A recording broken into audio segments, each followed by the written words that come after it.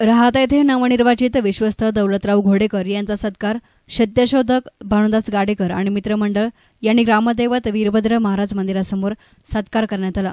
नुकत्याच पार पडलेल्या माळी पंचायत ट्रस्ट राहाता येथे विश्वस्त निवडणूक लोकशाही पद्धतीने झाली। यामुळे अनेक सर्वसामान्य आणि खरे सामाजिक काम करणाऱ्या नवीन लोकांना संधी मिळाली आहे। यामध्ये विश्वस्त म्हणून घोडेकर यांचा विजय झाला। घोडेकर सर्वसामान्य म्हणून समाजामध्ये काम करतात। त्यांना कुठलाही मानसन्मान किंवा प्रसिद्धी लागत नाही हे मतदारांना भावले। घोडेकर यांनी समाज हितासाठी आणि एकोपा राहण्यासाठी नेहमीच प्रयत्नशीलपणे काम केले। त्यामुळे त्यांचा विजय झाल्यामुळे मतदारांमध्ये एक सामान्य आणि समाजासाठी काम करणाऱ्या व्यक्तीचा विजय झाल्याचं समाधान आहे।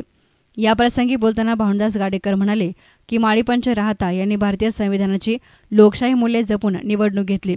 त्यामुळे अनेक नवीन आणि खरे काम करणाऱ्या लोकांना संधी मिळाली आहे। समाजाने देखील खरं काम करणाऱ्या लोकांच्या कामाची जाणीव ठेवत उमेदवार निवडून दिले आहेत। जर अशाच प्रकारे इतर धर्मदाय आयुक्त मान्यताप्राप्त संस्थेमध्ये अशाच प्रकारच्या निवडणुका झाल्या तर अनेकांना या लोकशाहीच्या उत्सवामध्ये भाग घेता येईल। यामुळे लोकशाही मूल्ये आणि भारतीय संविधानिक मूल्ये यांचा प्रचार प्रसार होईल। सहमती होऊन एक हाती सत्ता व धुरा राहिल्यास केंद्रीकरण होऊन भ्रष्टाचाराला खतपाणी घातलं जाईल। त्यामुळे आता प्रत्येक संस्थेत सभासद संख्या वाढवून लोकशाही पद्धतीने निवडणूक झालीच पाहिजे।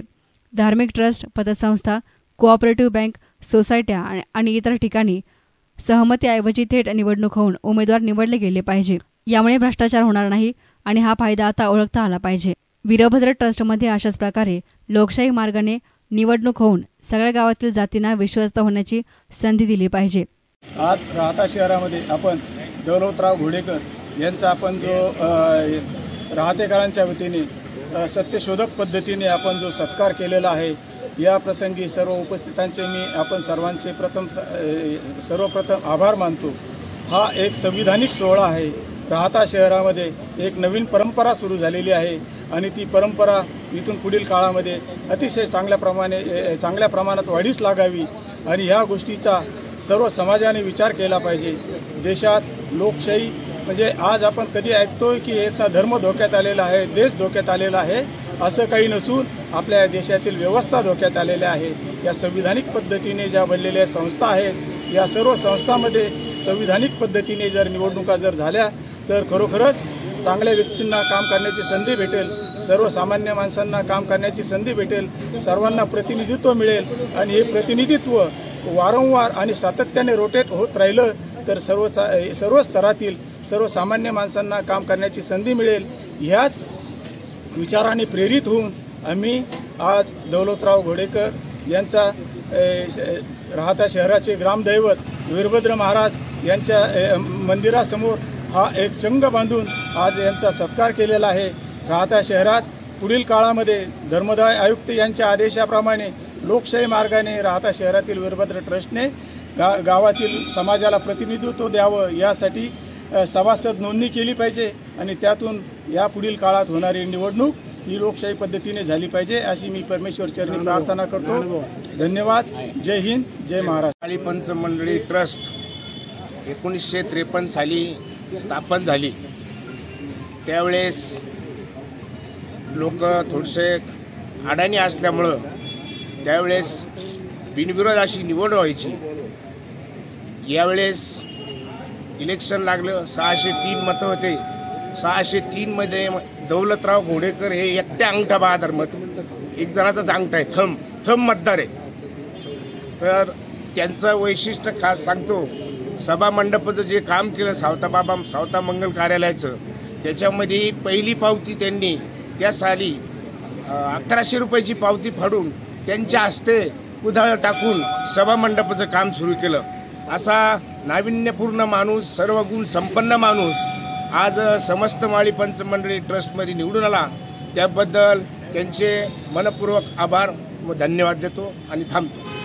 तर या प्रसंगी बोलताना राष्ट्रीय समाज पक्षाचे उपाध्यक्ष बाळासाहेब गिधाड यांनी घोडेकर यांचा सत्कार करत आपलं मनोगत व्यक्त केलं। आज सार्वत्रिक निवडणूक 2024-29 साठी जी आता निवडणूक पार पडली, त्यामध्ये दौलतराव घोडेकर हे सर्वसामान्यांचं व्यक्तिमत्व अत्यंत कष्टातून कुठल्याही कामाची म्हणजे कुठले हे न बाळगता, मान सन्मानाचा विचार न करता, अगदी सामान्य अगदी कोणाची मौत असेल गळू आपलं राहता शहरामध्ये यात्रेचा कार्यक्रम असेल, रथ मानणे, कुठलंही काम सांगा त्या माणसाला अत्यंत कुठल्याही कामाची अजिबात तमाना बाळगता असं काम करणारं व्यक्तिमत्व भारतरत्न डॉक्टर बाबासाहेब आंबेडकरांनी जे आपल्याला संविधान दिलं आणि जे सत्यशोधक पद्धतीनं महात्मा फुलेने आपल्याला सांगून गेले, आपली रेषा मोठी करा, त्या कामाच्या माध्यमातून आज खऱ्या अर्थानं दौलतरावनी त्यांची कामाची रेषा सर्वात मोठी करून दाखवली. नाही तर सामान्य माणूस, लोक निवडणूक झाली नसती तर सामान्य माणूस कधीच निवडून आला नसता, लाभार्थी झाले असते. कारण ते 4 लोक एकत्र यायचे आणि त्यांचे लाभार्थी गोळा करायचे आणि त्यांनी कोणीतरी नाव सुचवायचं, असेच लोक गेले असते. या माणसाची कधी पण तिथं निवड झाली नसती. त्याच पद्धतीनं सगळीकडेच ज्या ज्या संस्था आहे, सहकार संस्था असतील, राजकीय कॉपरेटिव्ह संस्था असतील, धर्मदायक आयोगचे अनेक ट्रस्ट असतील, त्यामध्ये खऱ्या अर्थानं सभासद करून लोकशाही मार्गाने त्या निवडणुका झाल्या पाहिजे. त्याच्यामुळं भ्रष्टाचाराला वाव मिळत नाही. आज खऱ्या अर्थानं जर विचार केला देशामध्ये तर धार्मिकतेनं कोणालाही धोका नाही. खऱ्या अर्थानं हे जे जे आपले बसलेले आहे बुजवणे आणि ते लाभार्थी आहे, ते काय म्हणजे त्यांची लायकी पण नाही निवडून येण्याची, असे लाभार्थी आहे ते कुणीतरी सुचवायचे आणि कोणाच तरी सतरंजे उचलायचे, असे लोक निवडून न जाता खऱ्या अर्थानं जर मी पुन्हा एकदा सांगतो, संविधानामुळे जे बाबासाहेब आंबेडकरांनी आपल्याला घटना दिली त्या घटनेच्या माध्यमातून सामान्य माणूस त्या पदावर जाऊ शकतो. हे जिवंत उदाहरण राहत्यामध्ये असेल तर आपलं दौलतराव घोडेकर आहे. याचा आदर्श घेऊन इडून पुढल्या निवडणुकामध्ये प्रत्येक निवडणूक लोकमतातून झाली पाहिजे. हे मी राहतेकरांना आणि ही चळवळ म्हणून इडून पुढल्या काळामध्ये घडलं पाहिजे, अशी मी घोडेकरांना निवडून आल्याबद्दल त्यांना पुढील वाटचालीस खूप खूप शुभेच्छा देतो आणि लोकशाही पद्धतीनंच निवडणुकीच्या माध्यमातून झाली पाहिजे अशी विनंती करतो आणि थांबतो. जय हिंद.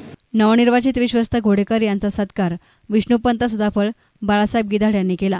याप्रसंगी माजी मुख्याधिकारी बाळासाहेब गुळवे, माजी लेखाधिकारी जयवंतराव घोडेराव, अरुण काका कोरडे, अॅडव्होकेट सुनील सोनवणे, वीरभद्र ट्रस्ट भगत सरजीराव, भाऊसाहेब गाडेकर, निवृत्ती वनकर, दत्ताभाऊ बोरकर, नानाभाऊ भुजबळ, पिलगर आदी हजर होते.